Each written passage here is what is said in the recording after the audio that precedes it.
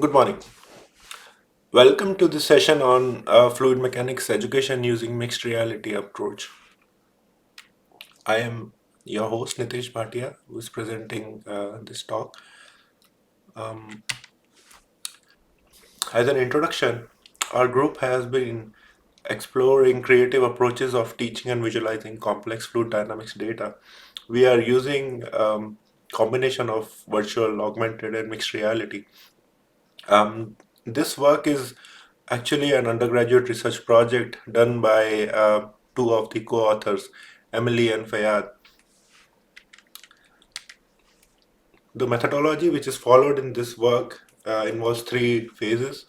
First phase is the post-processing of CFD data from ParaMU to a mixed reality format, which can be visualized in HoloLens. Second phase involves generation of mixed reality content. Um, we have followed three-step pedagogy type of design for arranging our content, which can be consumed by our students. Third step is actually using the HoloLens to visualize the content.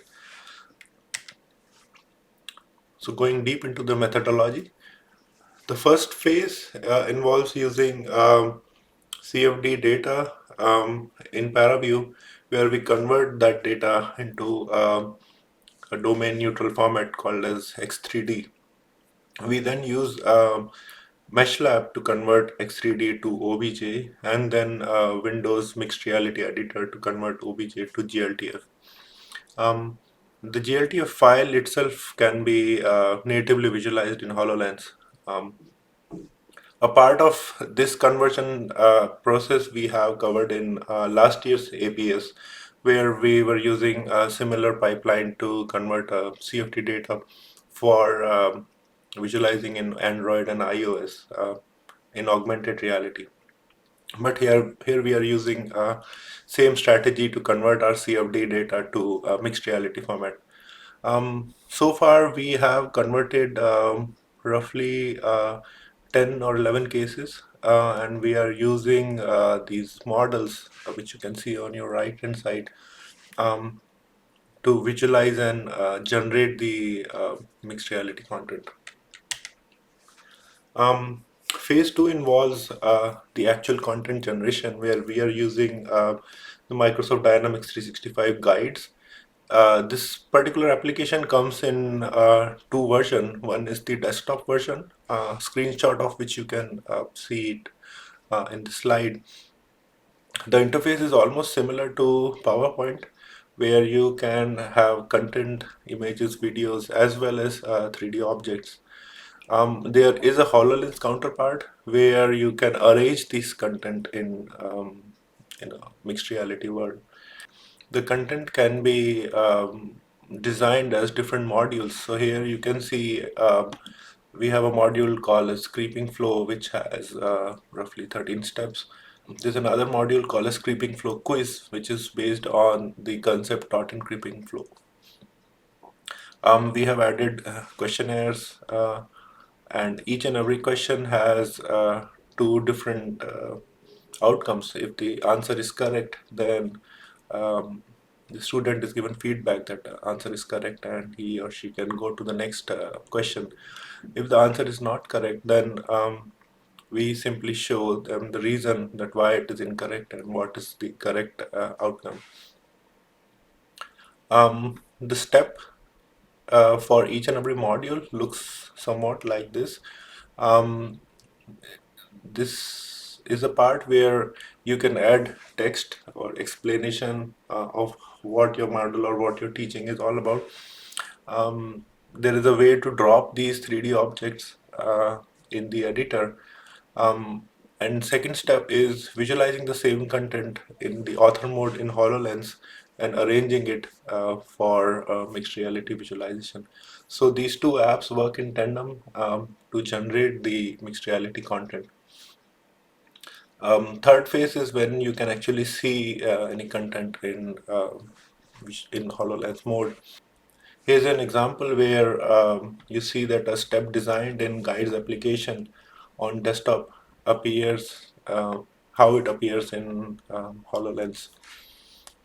Here we have arranged the content close to the marker object, and our content generation or the pedagogy delivery model involves three different steps. One is the presentation, where we explain a given concept, such as say two-phase flow. We use a combination of text as well as images and videos. Second step involves visualizing the concept taught using 3D models. Here we are using our 3D models. And third step is the reflection, where we are basically asking some questions about the contents which has been covered in previous steps. So I'll just quickly show you a demo. It starts with choosing a guide. There are two modes called as operate or author. Operate is basically shown to a student where he or she can explore the mixed reality guides. So first step involves arranging or scanning the 3D QR code. This is the point where you see the 3D model appearing in holographic display.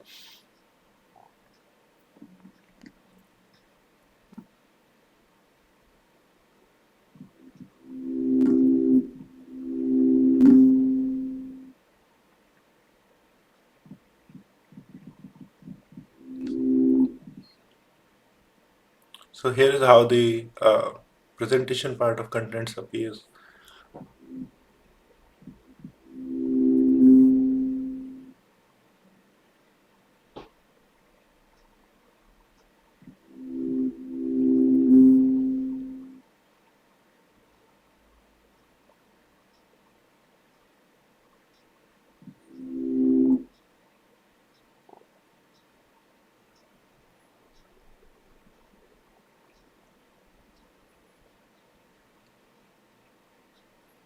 The concepts can be visualized using videos, images, as well as 3D objects or 3D models that appear close to the QR code or the marker, as they call it. So here is an example of rising small bubble. The arrows represent the direction of the flow of the liquid, and the colors represent the magnitude of pressure.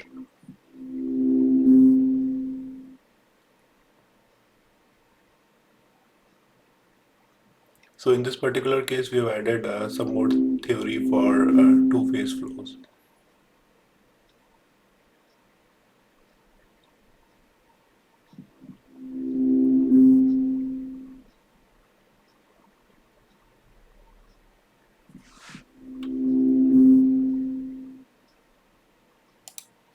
So once the section is over, the user is given an option to move to quiz or repeat the section. So in this case, we ask a question, and he or she is expected to answer it. So if the answer is right, they will move on to the next question. However, if the answer is wrong, for example, in this case, um, we'll show them that why it is wrong,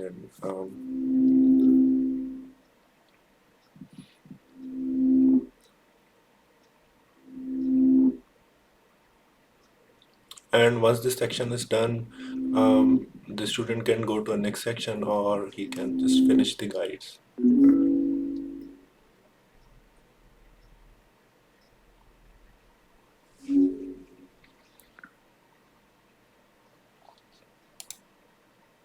Now, interesting part of using this application is the analytics and insight generated by the guides application. Um, the user training session on HoloLens gets recorded in Dynamics 365 guides and guide analytics, where you can use application like Power BI for visualization and insights generation. Um, an example on the right hand side is session data from a single session. So here you can see the time spent on each and every module, as well as the time spent on each and every step. Um, the graph shows the total time spent on, say, a single module. On right hand side, you can see more descriptive analysis where it shows that this particular task, this was the step description and what's the average time. It is also possible to visualize multi-sessions. Things such as average time, standard deviation can be calculated, and it can be visualized using the Power BI. It is also possible to you to visualize data corresponding to a single step. Say, for example, if you want to know what is that step which required such a long time. So here you can see that step number 3 of creeping flow, where there is a very interesting 3D model, um, and that is the step which takes quite a long. So out of 3 sessions, you can see that say 2 sessions required say roughly 1.5 minutes, while one session the time spent is quite low. We did conducted a initial feasibility survey of using HoloLens setup for teaching fluid dynamics. Um, so roughly 18 students took part in our survey.